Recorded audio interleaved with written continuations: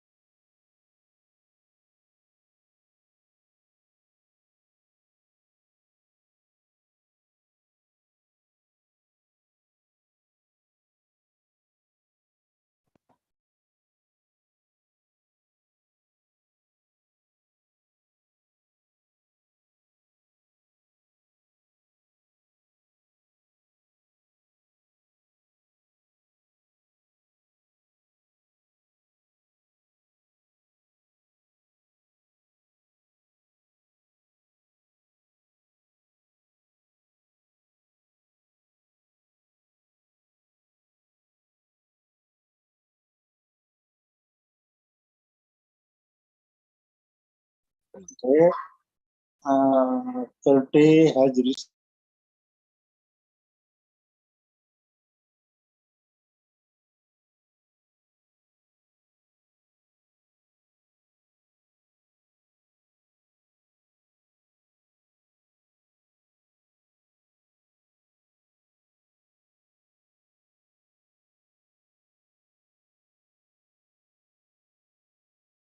പേര് 10 പേരുടെ ഇറക്കാനാ first.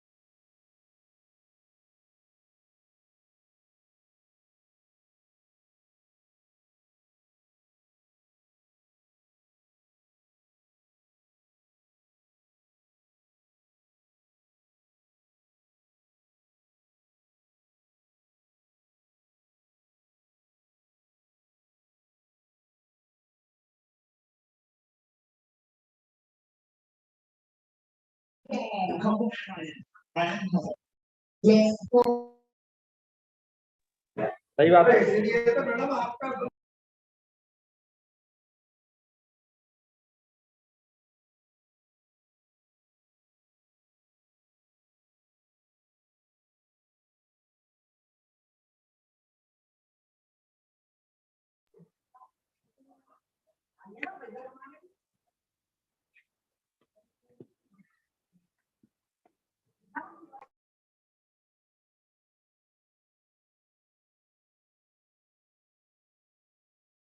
Dan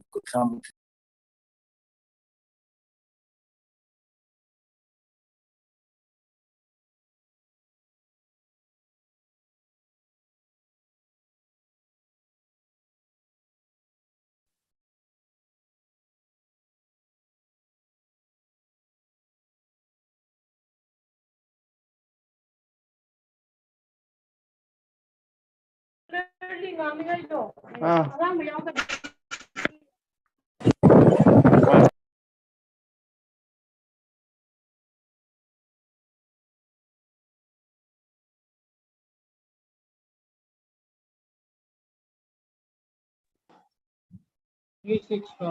टिप्पी में दलिया, एक में बैंगन आलू और एक में दाल भेज दूं।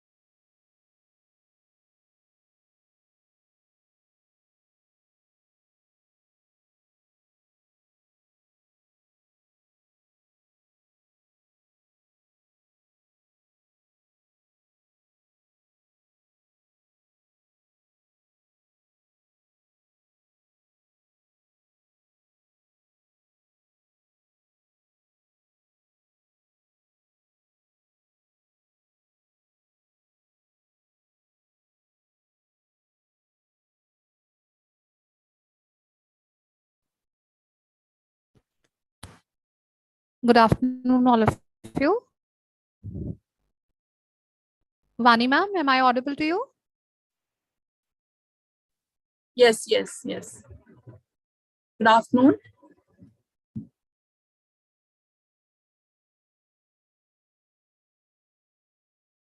Am I audible?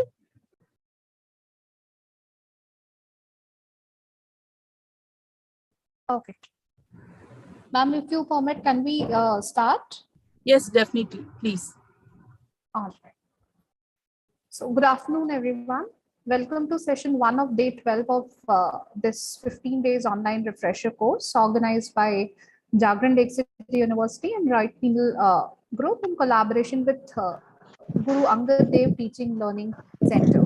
The virtual dais today is praised by the presence of Dr. Vani Kesri, Principal Coordinator and Head of Professor N.R. Madhava Menon, Interdisciplinary Center for Research Ethics and Protocols, and an Associate Professor at QCET Kerala. Welcome, ma'am. Before handing over the platform to you, let me introduce you to the gathering, ma'am. Dr. Vani Kesri is a seasoned academician with over 17 years of teaching experience in legal teaching. She has to her credit 2 books and many research papers in various reputed national and international journals. She has presented papers in various reputed international and national seminars and workshops. She has been a regular invitee speaker at the various reputed forums. She did her PhD in Faculty of Law from Cochin University of Science and Technology in the year 2016. She did her post-graduation LLM in Constitutional and Administrative Law and secured second rank in Department of Law, University of Kerala. She did her graduation LLB 5-year program from Government Law College, Trivandrum, University of Kerala in the year 1996. She is academic expert in various university governing bodies. Without further ado, I hand over the platform to you, ma'am. Over to you, Vani, ma'am. Thank you for that brief introduction about my profile. Am I audible to all of you? Yes, ma'am. Yes, ma'am. At the first instance, let me take a caveat. As Kerala is witnessing a heavy rainfall, there might be network interruptions with regard to my presentation here today. Yet I would take all efforts to see that there is no interruption at all, but then technical glitches may be excused. And now I shall share my screen with you so that we can go directly into the presentation.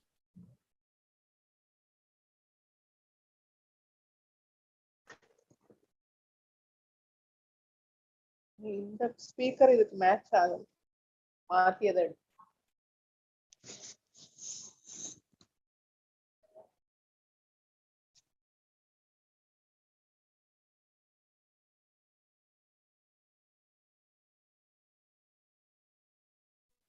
Ma'am, you're not audible. Is my screen visible to you? No, ma'am, not yet. Okay. No, ma'am.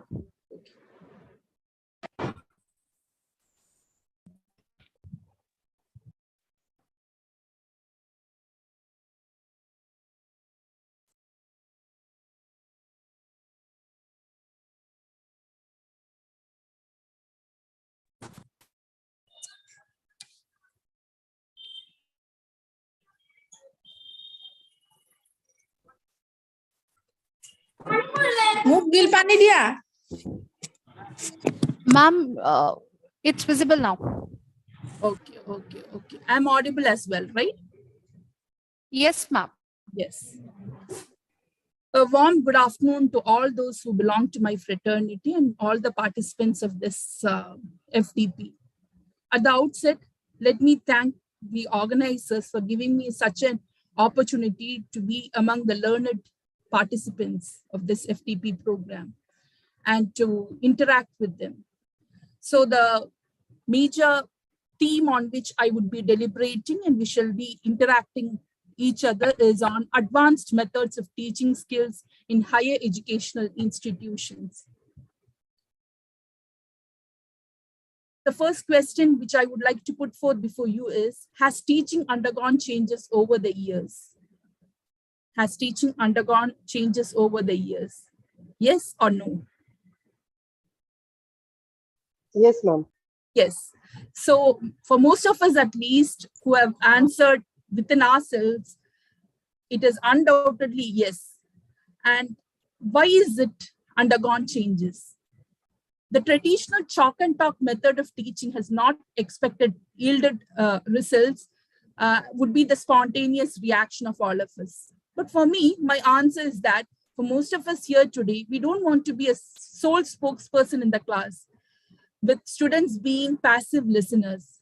Undoubtedly, every teacher wants his or students to be an achiever in whichever profession we undertake, and we want them to achieve those faculty which ourselves do not possess, as we know that our students are going to compete in a world which is more competent than ours. So the focus of my lecture here today would be on certain aspects, and that is basically, how do we make our students competent and achievers of tomorrow? The simple answer is that we need to be competent enough to impart newer methods of pedagogy suited to the needs of the students. We often hear about 21st century learners and the knowledge and the skills our students will need in the future. Then friends, what about ourselves? What about the teachers? What instructional skills will the 21st century teachers need to prepare our students? How are they different from the skilled teachers needed in the past? Is it a difference between the teachers in the past and those skill sets which the teachers need for the future? That is, current teachers who are teaching in different higher educational institutions. So you find that we need to understand certain basic facts with regard to teaching. Finding the right methodology or the right modern teaching method of your classroom is, of course, tricky. This is a basic assumption which all of us need to have. It's a tricky affair at the end of the day. Every teacher, every student, each classroom and the discipline is different. And that is primarily the wonderful thing about the entire learning process. As you continue in your teaching practice, you need to try out new teaching methods and find out that which works best for your students. Therefore, teaching methods or pedagogy continues to evolve each day. So you need to understand that there are countless EdTech innovations, a better understanding of student learning, and new approaches to teaching strategies. This means that your toolkit is so much bigger than the blackboard and the chalk. Would you agree to this? I need response, please. Yes, ma'am. Yes. Now let's see what are the challenges to higher education in this new age. Of course, friends, I have cited certain basic challenges. I think most of us would agree. The first one is increasing need for lifelong learning. What is this lifelong learning all about? I think some of the universities, and at least in Kerala, we have a department on lifelong learning. Now, what is lifelong for us to understand? How many of you in the universities and colleges have an independent department for life learning? Anybody in this group who have a department where teachers are delivering on lifelong learning process? In Mumbai University, we have it. Mumbai University. Pardon me? In Mumbai University, we have it. Like department of it's only a handful of universities have a department. I think some of you should at least keep your mics mute so that we can have the lecture in a very good manner, so that there is no audio disturbance as well. So I think that most of the universities don't make an attempt to create a department, but they might have incorporated it in their pedagogy process. Why lifelong learning? That would be the first question which we need to address.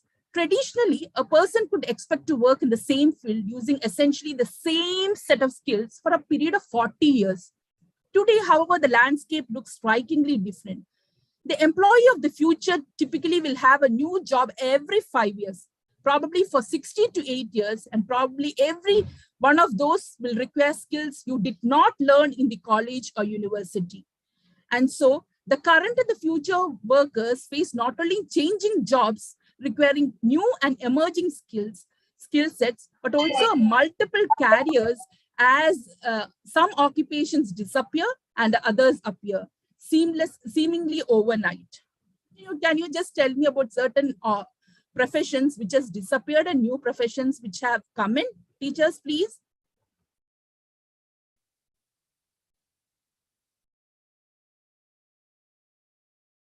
You had the post of positions of typists and stenographers, right? In most of the institutions, in most of the colleges. Right now, the positions are disappearing with the onslaught of technology. You have the systems, you have the data entry operators coming in where systems are being used. So the entire job is disappearing overnight. In response to this rate of change, our role as teachers must be a long-term capacity building, enhancing student skill for a lifetime of creativity and agility, as well as short-term, just-in-time preparation.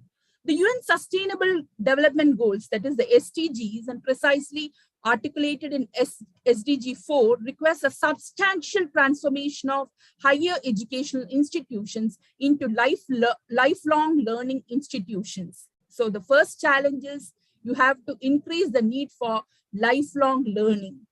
The second one is that evolving needs and expectations of the student consumer. I would call it a student consumer. The younger generation entering into the portals of the higher educational institution have a completely different point of departure than the previous generation.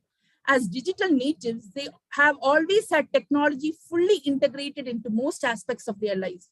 So why would they expect anything else when it comes to their educational experience? So it needs a technological integration. One size fits for all in education will soon be a thing of the past. So we have the habit of catching hold of our lecture notes, going there and teaching all the students, irrespective of it being a slow learner or an advanced learner. We prepare the notes and we deliver it to all. But this methodology is going to be wiped out. Consequently, this is because students increasingly adopt a consumer mindset and shop for the flexible, seamless, and a personalized educational experience. They look at an increasingly diverse array of educational providers to fulfill their demands and will exercise a choice by going elsewhere if their expectations are not met with, as in the case in most aspects of our lives. So you find that just as you have the forum shopping, the students going for shopping for different educational institutions and that which and courses and that which satisfy their taste and their requirement, they will shop for it and they will get it. Which I would like to point out with regard to the emerging challenges is technologies and the business models. The fast-growing innovators in educational technology and educational industry outsiders are already challenging the status quo by structurally undermining the long-established business models of higher education. These new actors use technology and data to introduce new alternative approaches that better deliver on the evolving expectations of learners. Imagine tech giants such as Google, Microsoft, or Amazon offering inexpensive, personalized AI-driven education, maybe on a flexible platform, the Netflix for Education style scheme.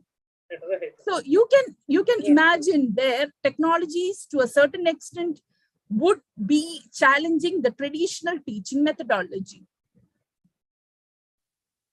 Friends, the last part of it, the challenges which you can find is that towards a skill over degrees model.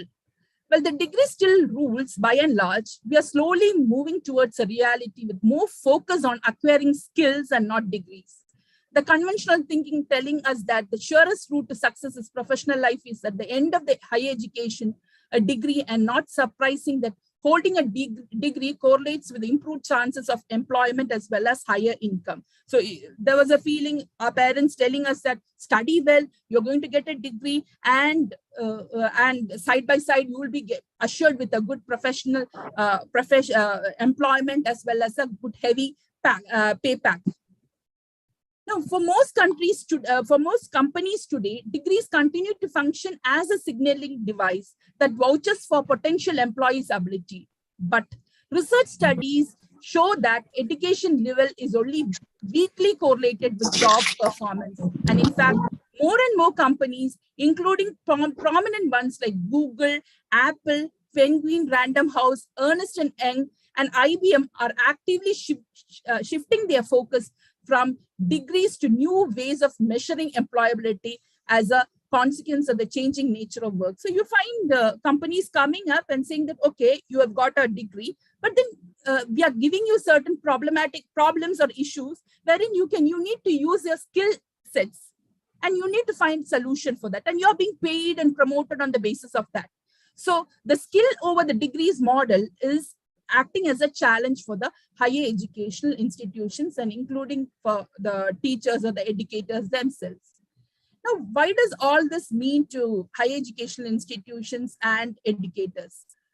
Higher education today finds itself in a society in a flux, and it is becoming increasingly difficult for education incumbents to keep us. Hence, teachers need to develop certain things, and that is what we would be focusing on. The teachers have a responsibility of inspiring the students to be more self-directed, that is to ease them of any pressure, but at the same time making the learning process more conducive, less tense, less pressured environment. Improving learning outcomes. Friends, all of you know, we are, when the NAAC visits is being made, all of us are eagerly making changes to the syllabus. We are adopting the OBE format, that is, the outcome-based education or the outcome-based learning program format. Designing learning outcomes that mean something and are an effective way to measure student potential, skills, and succeeds need to be undertaken, which is, of course, I would accept that is an arduous task. The third thing is that differentiating and personalizing teaching. Now, while we educate, we need to think that we need to analyze as to what works for one student need not work essentially for another student. Hence, teachers need to find ways in which they can be undertaken. That is a form of personalized teaching. They need to make sure that different skill levels are being evaluated. The fourth aspect is that now getting students to do their work outside the precincts of higher educational institutions. Take, for example, at the community level and then coming to the again, to a discussion of the principles, theories, etc., found in the community. This takes place outside the the four walls of the classroom. The student is asked to go out, inquire about certain things, come back, and then study the theoretical aspect of it and relate it with the practical experience. Again, you find that for us teachers, the greatest headache is managing the administrative task. Often we are said that NAC visits are coming, prepare all the necessary documents, visits like accrediting bodies like Bar Council of India, National Medical Commission, etc. is coming. And top of it, consider the fact that to meet the API requirements for CAS promotion is an arduous task. How many of you agree with that? Friends, I need your response. Please don't sleep. Am I not audible to you? You are audible, ma'am. Yes, tell me. Is it not at times the administrative tasks really putting a great lot of pressure on us? Yes, ma'am. Yes, ma'am. Yes. Yes, ma'am. Yes. Especially when you are asked to prepare the NAC documents again and again, revise it. Similarly, Yes, when going for a CAS promotion, you need to maintain all the documents, right from your attendance. I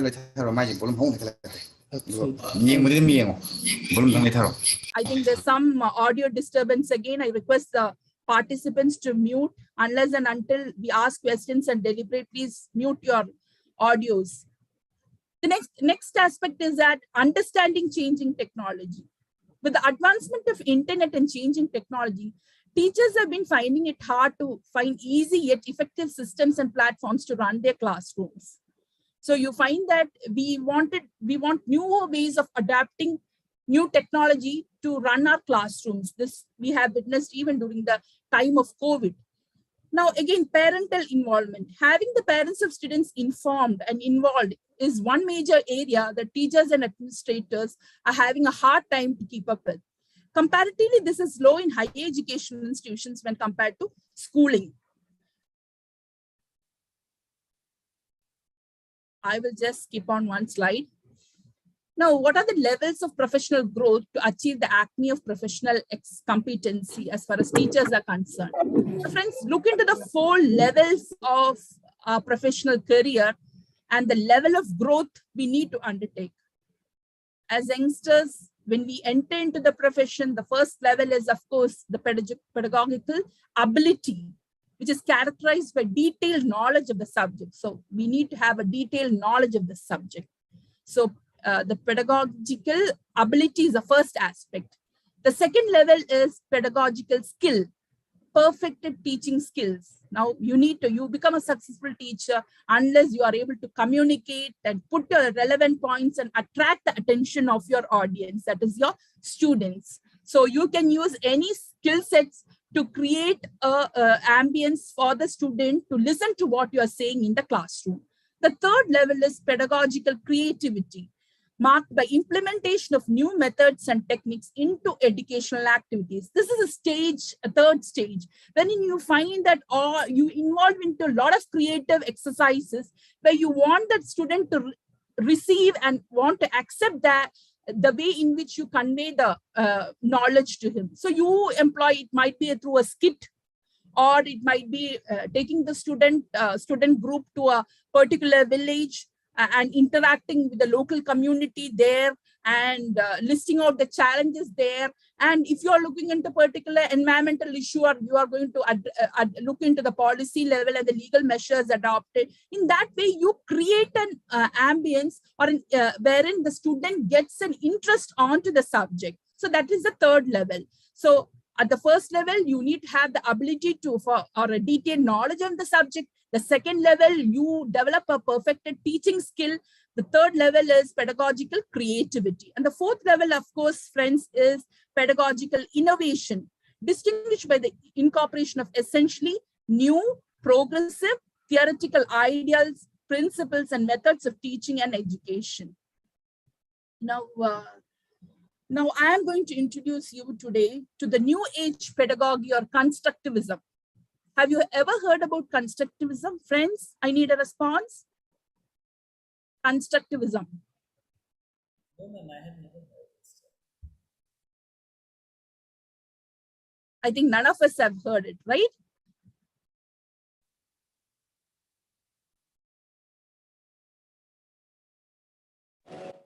No, ma'am. Yes, yes. Thank you. Thank you for that response, because I would be demotivated if I don't get a response. Okay. So thank you for that response.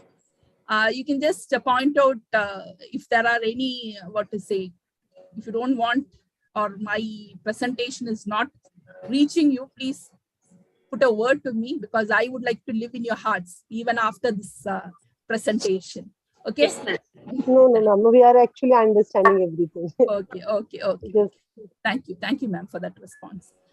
The new age pedagogy differs from the traditional objectivist view of knowledge, where teacher transmits the knowledge and the learner is considered as a passive receiver of knowledge. Now, the new paradigm emphasizes construction of knowledge by the students themselves. So the student is going to construct the knowledge. And constructivism is a learner-centric approach. According to constructivism, learning is an active process in which learners construct new ideas or concepts based on their current or past knowledge. So new ideas and knowledge need to come up, where you find that the learners, through their knowledge, they happen to deliver new concepts and ideas. Take, for example, I will just give you my own experience. I have got a center, Professor Renna Madhav Menon Center. We often provide internships opportunity, where we fund students with the internship opportunity. And this time we had a lot of students coming up with a lot of new ideas from whatever literature or whatever field of study they are involved. Some are from nanotechnology, some are from the field of forensic medicine, some are from biotechnology, some are from law. So most of them came up with a lot of new proposals. And one person who was doing his BTech in computer science came up with a proposition that a particular software creates a gender bias.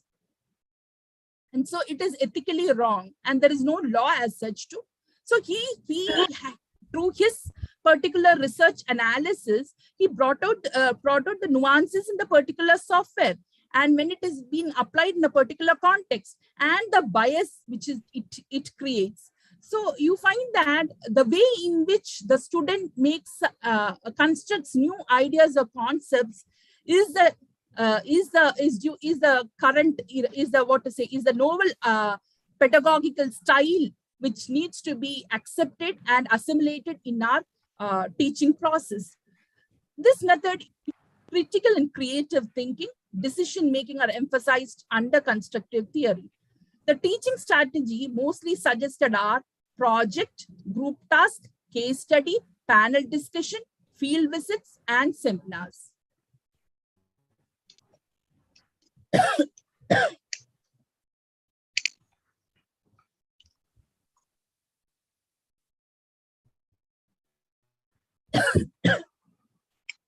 Now, challenges posed by constructivism can be dealt by adopting interactive learning environment. Now, we need to say that the most important challenge is constructivism. You want your student to construct new ideas and come up with new propositions. For that, you need to adopt interactive learning environment. Interactive learning environment is where learner is an active participant and not a passive receptor. Now, what is the role for the teacher then? The teacher acts as a guide, a facilitator, and a co-explorer. Different medium of communication can be used in this setting. Interactive learning environments need a teacher to be a good communicator. So you need to have a great language, or you need to be proficient in your language. You need to be the recipient, that is, the student may be able to receive your ideas in a very logical, clear manner. So you need to convey that to your student in a very clear and a logical manner. The teacher and the student both are expected to be techno-friendly. So you need to be techno-friendly. You can't say that this is an old generation. I don't know to use Zoom meeting. I don't know this. I don't know that. Please don't keep complaining. You need to be techno-friendly. New technologies play important role in interactive learning environment. The learner needs to be motivated for constructive knowledge. The interpersonal relation, that's the most important thing. The interpersonal relation between the teacher and the student and the student is healthy and based on cooperation and encouragement. Now let's look into the different forms of instruction in the interactive teaching learning strategies, which most of us can incorporate while we teach in our colleges and institutions. What is this anchored instruction? I'm not talking about the traditional one. I'm talking about the new ways of teaching, okay? So anchored instruction, it refers to instruction in which the material is to be learned is presented in the context of an authentic event that serves to anchor the material and allows it to be examined from multiple perspectives. Now, how do you use this? It uses realistic event or problem that is meaningful and motivating to students. Now, you find that a realistic happening of an event is given to the student. And this would motivate. So the day-to-day circumstances, the challenges or an event is being given to the student. And this will motivate the student to come up with propositions and analytical thoughts on the particular event. The event is to be complex and requires analytical consideration and use of multiple processes. Thus, it facilitates collaboration, cooperation, and negotiation. The next one is cooperative thinking or collaborative process. This is also being termed as collaborative learning. Cooperative learning is an approach to organize the classroom activities into academic and social learning experiences. It involves structuring classes around small groups that work together in such a way that each group member's success is dependent on the group's success. So friends, do you understand? You divide the classroom into different groups, small groups, and they work or they discuss certain aspects together. And if one group member fails, it is the entire group that fails. Similarly, the entire group is being represented by that person. So there would be a much collaboration or sharing of ideas, perspectives on certain things, and the solutions and the plans to complete a particular task is being given to the group. Each member of a team is responsible not only for learning what is taught, but also helping his teammates learn. So each member of a team should not only learn, but should also help his teammate in learning. This is already there. If you look into certain schools, you find that mentorship is being given, wherein you find that the students are being divided into groups, and there are students, school students who are slow learners, and they would be assisted by the advanced learners, and in that way a cooperative learning process takes place. The next aspect is problem-based learning. In problem-based learning, a realistic problem is given and requires self-directed learning and use of metacognitive strategies by the students. The next form of teaching is students peer teaching. I still find some disturbances in the audio. I request the participants, those who have not muted, to mute the audio so that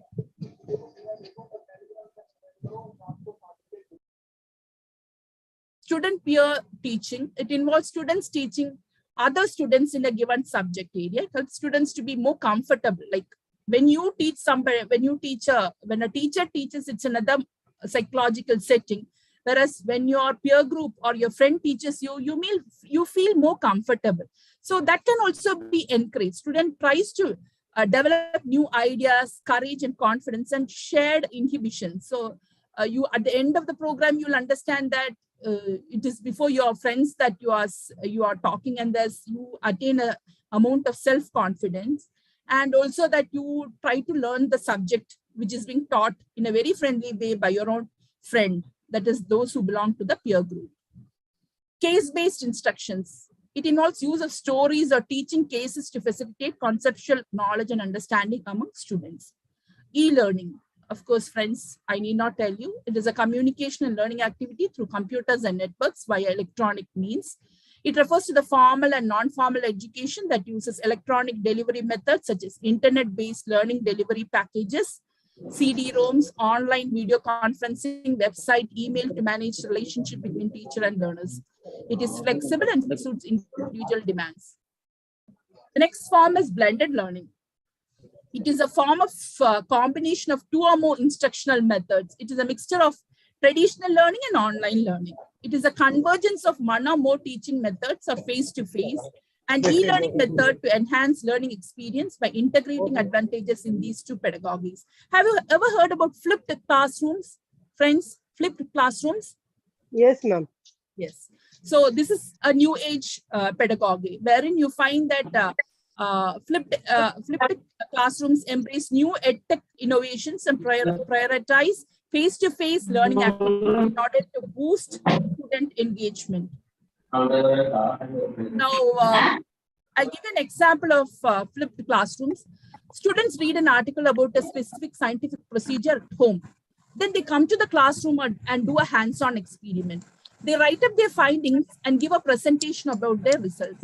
While they work, you observe that the student work to spot learning gaps you can address in future lessons. So this is a form of flipped classrooms. Then the next form of teaching is kinesthetic learning. Kinesthetic learning or tactile learning style requires that you manipulate or touch material to learn. They are used in combination with visual or auditory study techniques to produce multi-sensory learning. For example, hand stimulations. During a training course for a new software program, supervisors might ask you to perform specific everyday tasks using the new program rather than watch a video presentation on the software. So you will be asked to,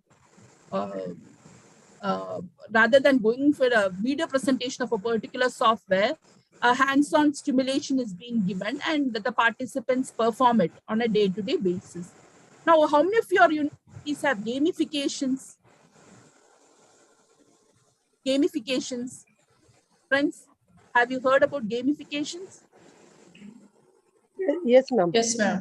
So that is also one way of you give them games and you ask them to do certain activity and through that you teach them.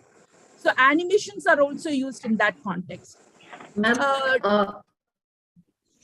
can you elaborate a little bit more? On what, ma'am? Please. It's not audible for me. Ma'am, can you just again repeat your question?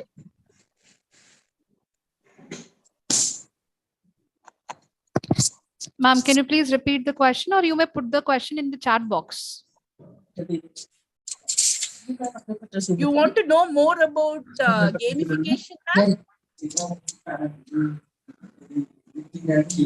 You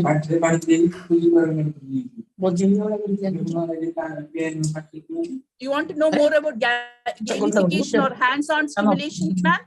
Is it like that?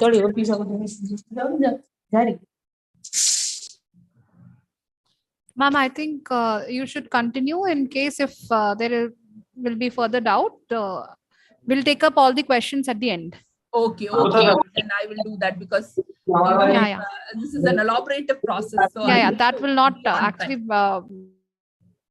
Yes, yes. No, this is very simple. You know, you create a set of software games or any sort of games, and then you ask the students to perform it. And through games, you're teaching the principle or the theory behind it. That's a simple way. It's already been applied in most of the higher educational institutions where they have adopted newer methodology of teaching. Also in animations, in certain schools itself, they have started with animations. On a principle, the students are asked to create animations and they come up and they present and then the teacher explains about it. That is something which is already in vogue. Now, the next thing is discussion-based learning. Here you facilitate the discussion. You take a particular current news event or a lesson-related topic. And what you do is that you make materials and guide students through if they get stuck. But you don't try to dominate their conversation. You are not going to dominate their conversations or their exchange of ideas. You encourage model respectful discussion skills and let the students work through new ideas on their own. So they come up with new ideas and they try to discuss on it. Now, I will just tell you one thing. I'll just give you an illustration of a discussion method, okay, which I have given in my own class, okay.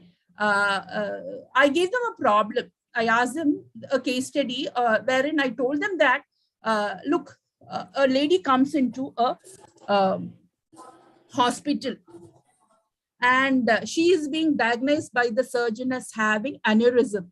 It's a disease wherein there can be a break in her blood, that is a sudden burst of blood in her veins, and that might lead to eventual speedy death. So they want her to be operated. But this lady, what she says, no, I don't want to be operated. I don't want to do it. Now, the doctors say that within a couple of hours, if she's not being operated, she'll lose her life. Okay. And the lady objects to it. She, being an erotic dancer, she says that, no, I don't want to go in for the surgery. Now, the doctors perform the surgery without her consent because in order to save her life. Now, I put a question before the students. Was the decision of the doctor ethical? Is the doctor legally liable? So this is a situation wherein the student will come up with a lot of, and I divided the classroom. The students were asked to raise their own opinion with regard to whatever they felt, and they need to come up with their own propositions as to the particular subject matter. So in that way, we discussed about the ethics, the bioethical component of it, and what are the circumstances in which there is a right for the patient to refuse treatment, which is a legal context. Understood? So in that way, you can discuss a particular subject. I, being a law teacher, I can only give such examples. So in that way, you can ask the students to, and the student would automatically discuss on the question of, when does a right to refuse treatment arise? Where did we get this right from? Which were the important decisions which were relied on to get this right? Is this right absolute? What are the limitations to this right? So you are teaching the entire law on the particular subject. So this is how you can initiate a discussion method. Am I eating your nerves by taking too much of time? Have you all slept? No? No response? As usual, every video seems to be off. Okay. Now, friends, let me go to the next aspect of my presentation here today, towards shaping future classrooms for effective teaching learning process. The teaching process can be divided into 3 stages, and the role of the teacher with respect to the 3 stages is expected to undergo changes. So these are very suggestive strategies.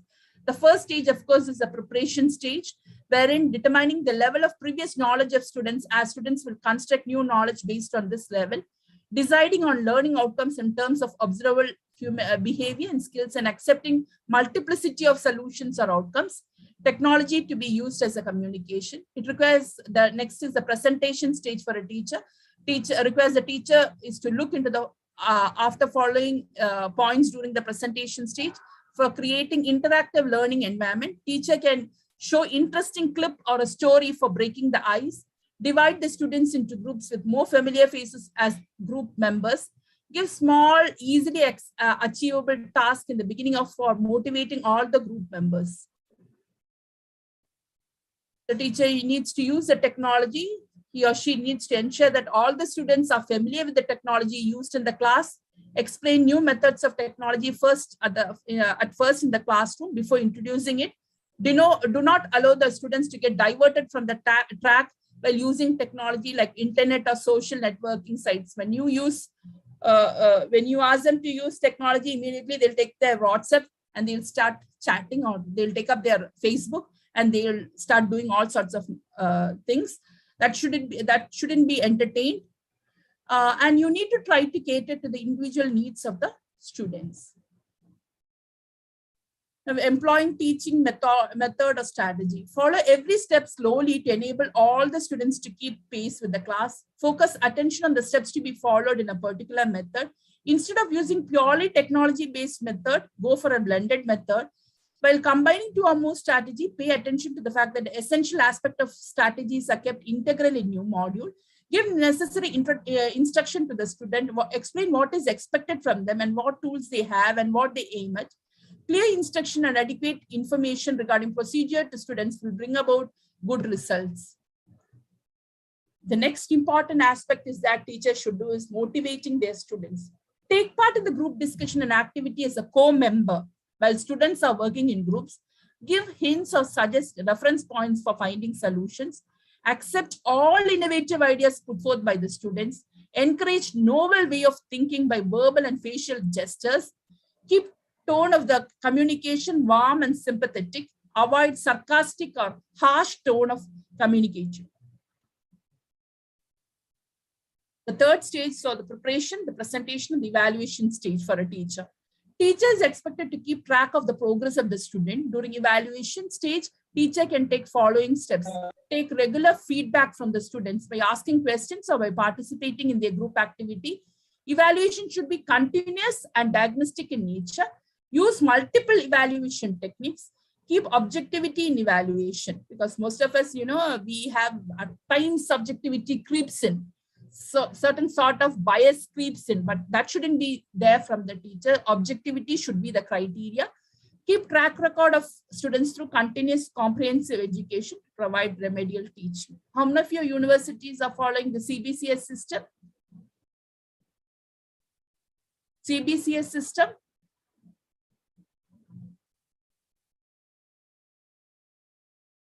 What is CBCS system?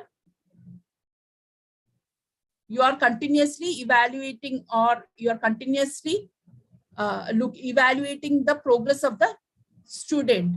So you are along with the student, is it not? Because my university is following a CBCS system, credit-based choice system, wherein the student has got a lot of choice in acquiring the credits. It's not only that he or she takes the subjects or the courses which is offered in your own department, but he or she can go into any other department, take the particular discipline as her choice, and then study it and come back. So he or she is not going to stick on to your own institution. He or she can go to any other institution and accept whatever it is being taught, and the pedagogy therefore should be really innovative to attract your own students. That is because your students can vanish away saying that, ma'am, the way you teach is not attractive for me. I'm going to another institution, taking the very the very same subject which you are teaching. So beware. The next aspect is that which I have to put before you is to all the participants here. Along with conducting a faculty development program, can some strategies for evaluating performance of the faculties be devised? If so, what? Can there be some mechanism for assessing and ensuring utilization of training in day-to-day teaching by faculty once he returns to the college after completing the faculty development program? Your response is solicited. Observations, please. Any suggestions? Am I not audible? So you are going to finish your FDP, right? Now, tell me who's going to monitor as to whether your performance as a teacher will be improved on a day-to-day basis. Apart from the promotion part, there is nothing else for us to say that our teaching aptitude has improved. So have you an alternative suggestion for it? Anybody?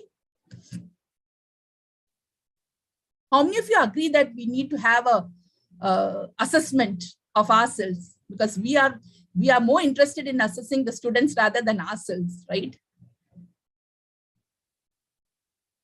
But then after completing this FTP, how many of you want a assessment of your performance as a teacher once you get back to your colleges and universities? Can an FTP be an alternative or can an FTP be considered as an effective means of enhancing your competency as a teacher? I need response, you know. Ma'am? Ma'am, responses are in the chat box. Okay, fine. Okay, I'll read it. Right. I'll read it and I'll answer to it. Okay, thank you. Now my concluding remarks, okay? The year 2020, we found that suddenly an invisible tiny monster appears from nowhere and brings the entire humanity to its knees. Everything stops and everyone is pushed indoors. Every sector's come to a standstill except the education sector. The relentless struggle from a school teacher to a teacher at the university level is not a story of exaggeration, but a story of reinvention and relentlessness.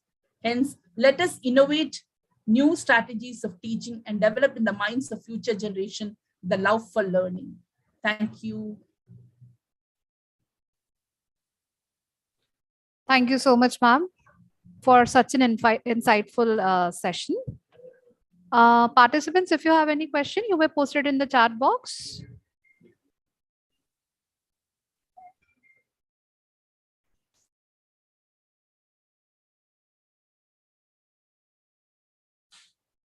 Some of them have said that they take feedback from the students, but then, ma'am, the question is, are we working towards that feedback? Do we work honestly? Because when students come up with suggestions as to improving your quality of teaching or enhancing your capacity as a teacher, do we take it in a very positive way? One of the participants has suggested that why not faculty evaluation by our peers? Yes, of course, that's a very good suggestion, but then it should be taken in a very sportive sense. So the question is, after every FTPs, your performance needs to be evaluated firstly by yourself and next by your own students. So assessment, of course, it's very important, as some of the participants have said, but then the assessment should be from the student side, I would say, because otherwise you find that certain sort of bias can creep in. At the end of the day, we exist for the students, and our identity as a teacher is being reflected by to what extent we are in the minds of the student. Probably the knowledge we impart might go away, but the relationship they have with us will stay with us forever. So I think it's not difficult for us to reinvent ourselves, to be equipped ourselves. But the only thing is that our thought process and the sincere exercise which we put for it should be in a very consistent way.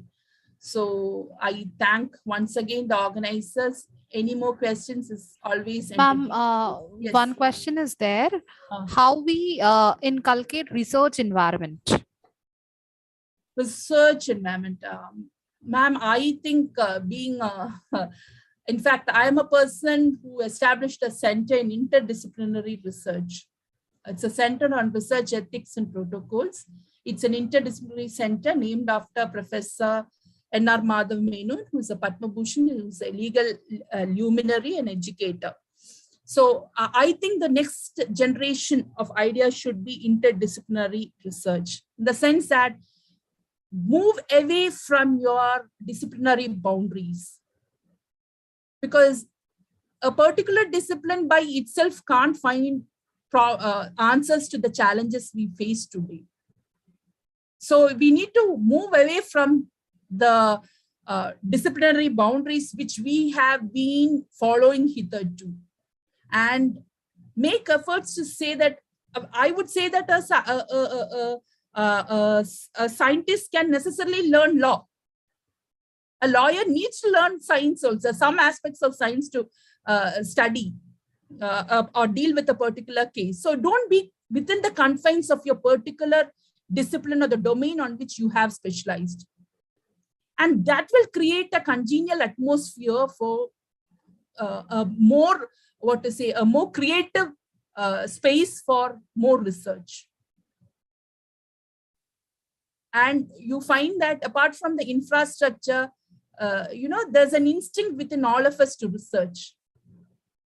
Only that thought process should be ignited by our consistent efforts. So that should be there. Any other question? Thank you so much, ma'am. One more question is there. It is regarding the evaluation of teachers. Is Okay. it so the participant is asking, is it necessary that we should go for a teacher's evaluation? Yes, definitely. If you want a student to be evaluated, is it not illogical to say that a teacher should also not be evaluated?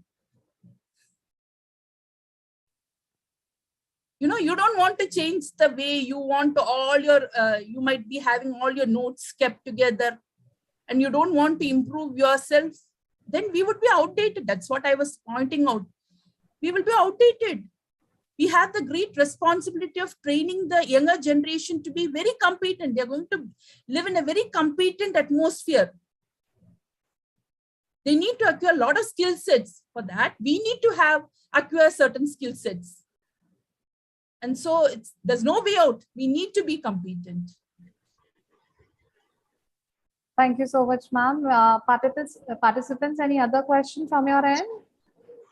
We still have time. You can feel free to ask question from our resource person, or if you want any clarification on any point which ma'am has taught, you can ask that as well.